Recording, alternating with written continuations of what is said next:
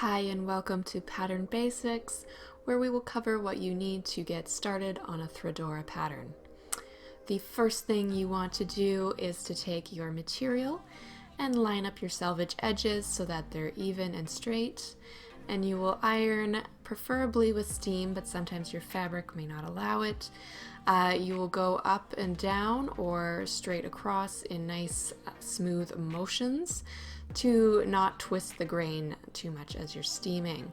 I like to start ironing with that double layer of fabric first and going towards the fold. You might get some creases on the other side still that didn't really press through, so you would just give it a once over on that side as well. But just keep moving your fabric down past the ironing board surface and do the same process with the smooth up and down or across motions. Now your crease is going to happen in the center where your fold is, so you'd want to iron that out nice and flat as well, so you get a nice rounded center front fold.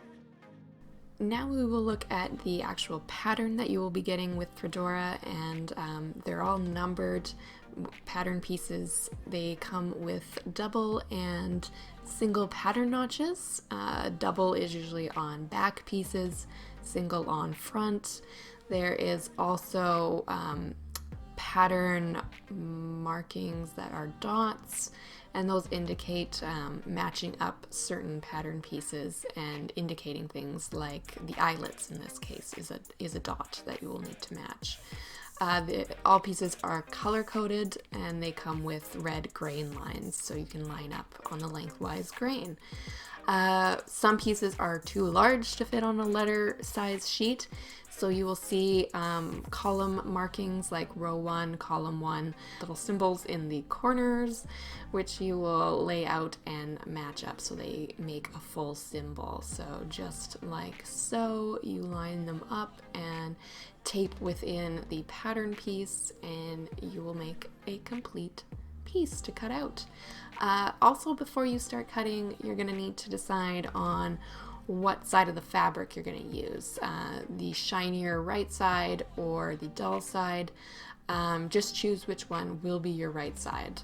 Sometimes you can choose the dull side as your right side. Some equipment you will need are some dressmaking pins, some nice sharp shears. I like to use pattern weights instead of pins. It's just easier to use with my rotary cutter, which I use instead of scissors most of the time. Some marking utensils. Choose whichever one works best for you. I prefer a tailor's chalk or chalk wheel like this one. That's kind of my favorite go-to. But a regular chalk pencil will do, anything that's not permanent for your fabric. So when you line up your pattern pieces onto fabric, this piece isn't on a fold, so I am lining up the grain line here by measuring from the fold to the grain line at both ends so that I know that it's the same distance away, and that means you're on grain.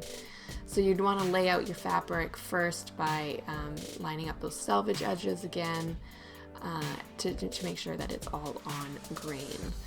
And giving some pins in the corner will do as well. I'd probably add another one there just for security purposes, and then you're ready to cut out.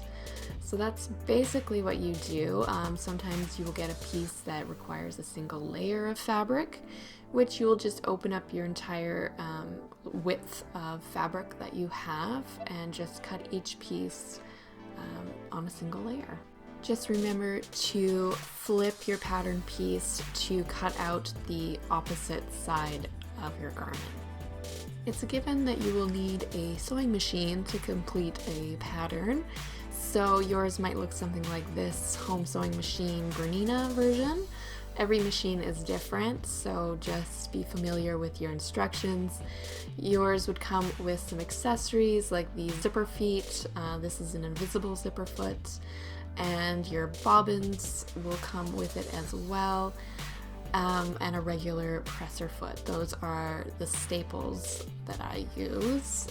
To do a regular stay stitching seam, which is usually how I start off with doing the curves and giving them some strength, because you'll need to clip them eventually. So this is done about 1/8 of an inch within the seam allowance, which would be 1/4 inch on a Threadora pattern, being half scale. And that's with a tighter stitch, maybe a 2 around there, so tighter, and it just gives it some strength so it doesn't stretch out.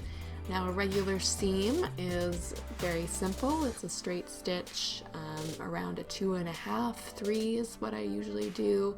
Your seam allowance is 1/4 inch, like I said before, and just pin along the seam and do a nice straight stitch all the way down, back stitching at either end, and you've done a basic seam, which is pretty exciting.